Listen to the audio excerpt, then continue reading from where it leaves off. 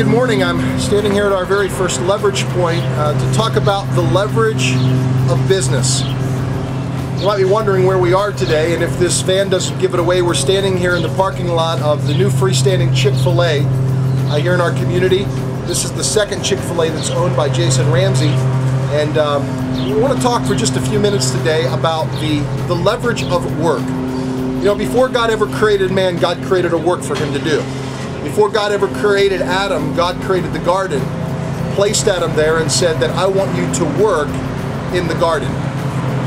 Now, here's the reality. Every one of us have been wired together by God to do a job. And we can just do our job. We can go about our day, we can do our business, or we can leverage the influence that God has given us by our jobs for the glory of God. I remember when I was a student in college, I had a job working at a restaurant as a waiter, and it was in that job as a waiter that I found myself connected with some people who were spiritually influential in my life to put me on a track that has me here actually at Grace Crossing today. And they just used what they had done for a job and leveraged the influence of their lives as waiters and waitresses, but they did it for the glory of God, and man, what a difference it made.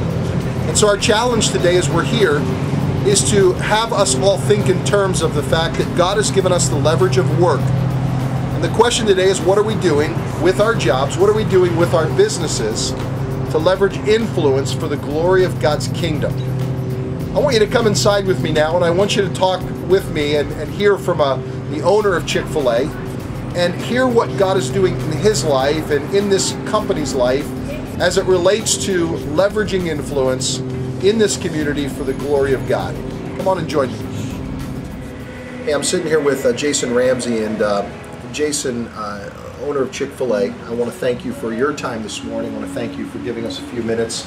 And there's really a couple of reasons that I wanted to meet with you particularly. You know, obviously, first of all, Chick-fil-A has been very generous to Grace Crossing. Every week we give out a gift card to all of our guests that came as a compliments of you. I want to thank you for that. So we talk about Chick-fil-A on a weekly basis. Secondly, my kids work here. I have a vested interest in this interview. And then thirdly, I just love the values of Chick-fil-A. I love what you guys stand for. I love what you're about. And you are a great presence and a gift to this community. I just wanted to ask you today, talk about the corporate values. We're talking about leveraging influence. The first leverage point is business. Talk about the corporate values of Chick-fil-A.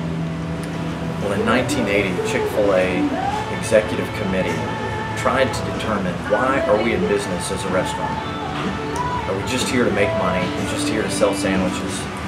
And they went away on this retreat and came back with two sentences that still today represent why we're in business as a restaurant.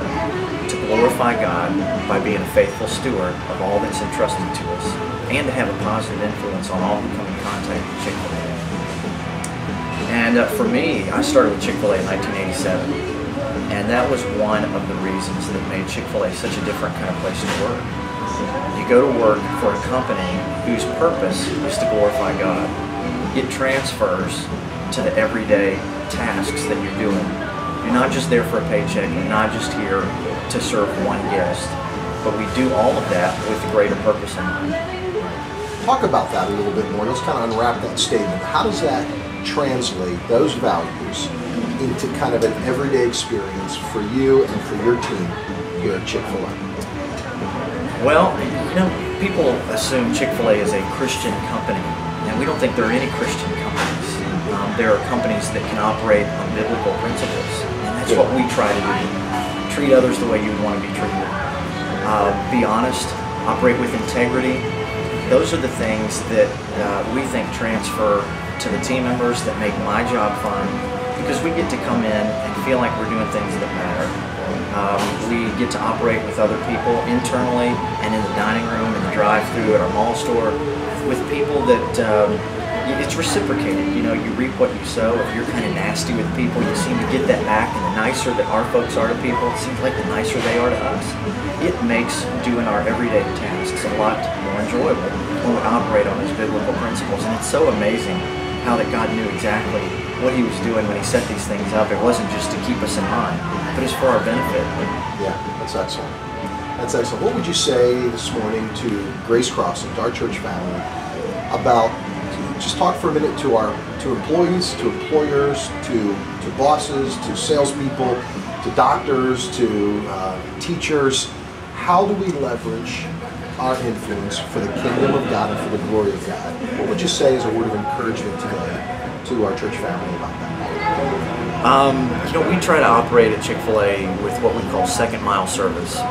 And it's the whole biblical principle about where Christ told others that if you're compelled to go 1 mile, go with them 2. And it was a law that you had to carry, the bags of a soldier for a mile, and the paths were marked, and you had to do what they told you for at least a mile. And Christ said, go with them 2. For no good reason, go with them 2. That's what we try to do here. And I would tell you to try to do wherever you work, whatever you're doing in life, that whatever is required of you, go above and beyond. We think that speaks so much more of your testimony than your words. By your actions, going above and beyond, holding doors for others, treating others in a way that reflects Christ, goes so much more to live the life of Christ than what you say. Excellent. Jason, thank you so much for your time today, and thank you for what Chick-fil-A means to this community, and thank you for what it means to my family. Oh, it's my pleasure. Thank you.